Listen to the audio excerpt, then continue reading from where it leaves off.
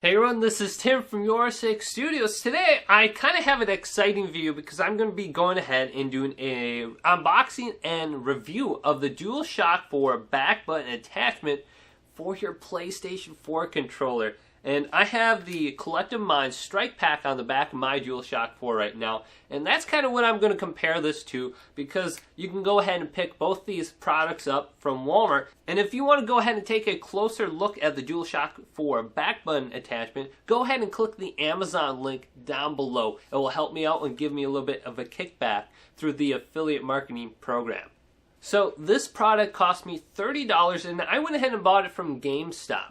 And I believe my Collective Minds Strike Pack costed me around $37 from Walmart, so it's a little bit more expensive actually. And it may depend on where you buy it from for the price point. So this will be a cheaper product, and it's officially made by Sony themselves. So I'm really eager to go ahead and unbox this and try it out for myself and see how the paddles actually feel on my hands.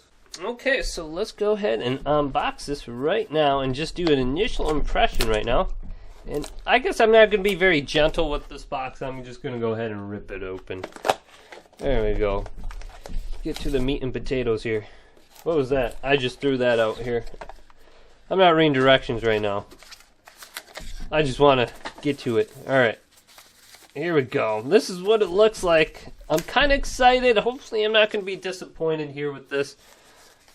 I kind of had high hopes for this because I could play wirelessly actually with this, which was a huge improvement over the Strike Pack.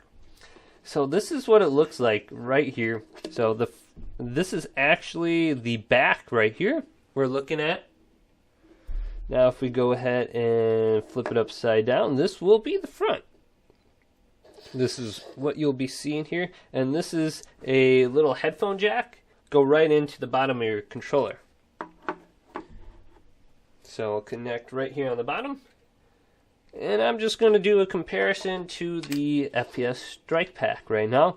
This one, however, is wired, which is a huge drag. But this being wireless, wow, I can't believe it. This is going to be great. Now, these feel a lot smoother. They have rounded edges. On the Strike Pack, this is it's kind of a sharp edge. Well, these are rounded, and they have a good click to them. This has a click to it too. Alright, then on the back here, this is a little touchpad, and it has the PlayStation symbol right here. See if it's easy first time doing it. Can I do it? Oh, I'm failing right now. Oh, actually, as you can see, this goes down and up. So you kind of have to move it down while you press it in.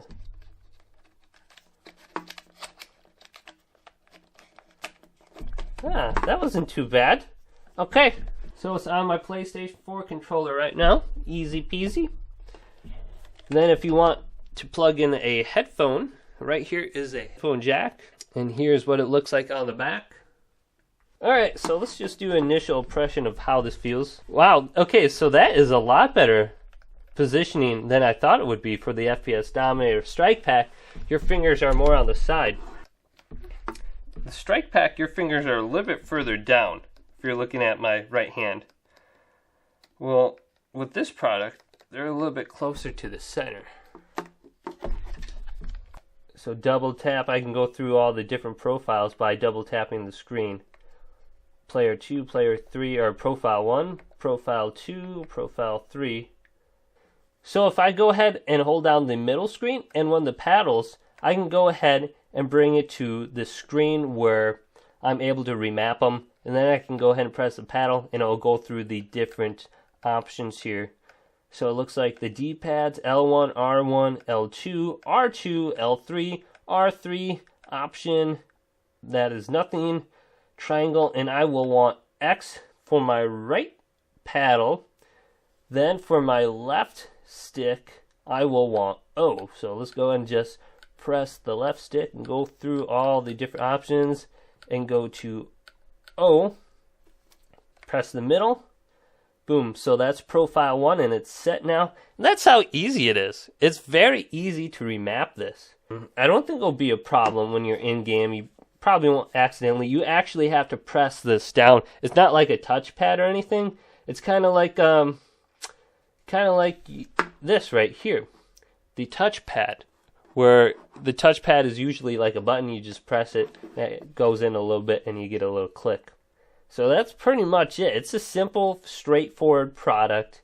You double tap this, and you're able to go through its profiles. You press this and this, boom. You're able to remap it. Press again, it's set.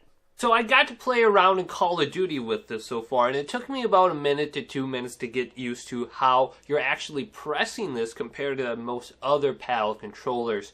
You're actually pressing it with about the midsection of your finger as opposed to the tip of the finger. So if I go ahead and cradle my finger on the paddle right now, as you can see, it's about the middle of the finger I'm pressing it with. This really wasn't all that strange. It feels very comfortable with the rounded edges. And I also have the Razer Raiju Pro controller to compare it against. This is the original Razer Raiju. And with the back button here, I'm pressing the paddles with about my tip of my finger. Now, I really like this controller. However, it has defective firmware, so it's no longer usable.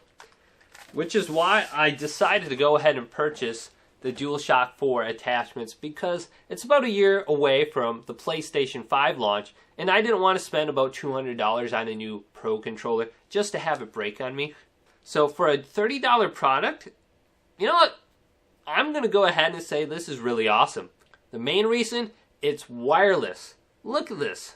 I have a $75 Pro controller with back paddles on it. The controller cost me $45, and this cost me $30. If you get this combination on sale for about $60, this is a clear no-brainer compared to a Scuff, which is going to be about $200.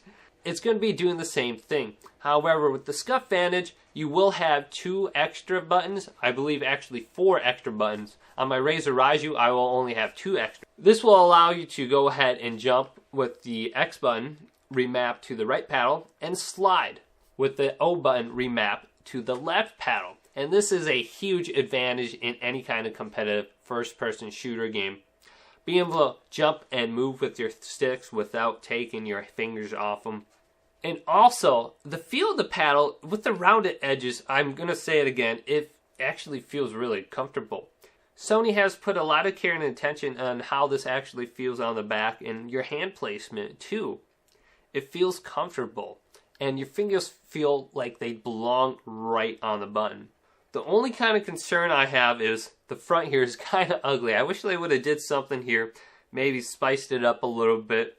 Maybe they could have put the touchpad on the front instead of on the back, just to make it a little bit easier to access the buttons while you're in-game or switching your profile. But it's not too hard just to flip over the controller and look and see, okay, well, that's profile 1, that's profile 2, and then go back to gaming.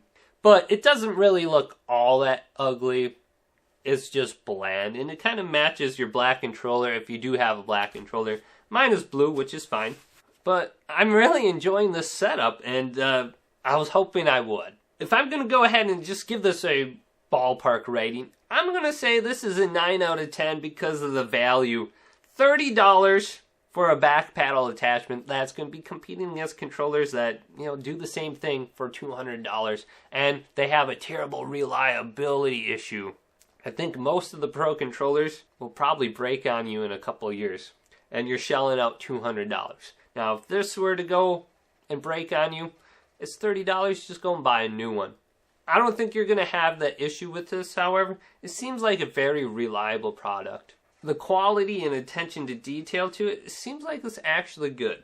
If there is something that's kind of wrong with it, maybe the audio jack at the bottom, or maybe there's some kind of software issue with the touchpad. Or so go ahead, look at my description, click on the Amazon link, and go ahead and buy this for yourself, or go to your local GameStop or Walmart. They should have them there for about $30. So if this review / unboxing of the DualShock 4 paddle buttons helped you out, go ahead and leave this video a thumbs up and subscribe to my channel down below for more PlayStation tech help videos coming up next on YourSixStudios.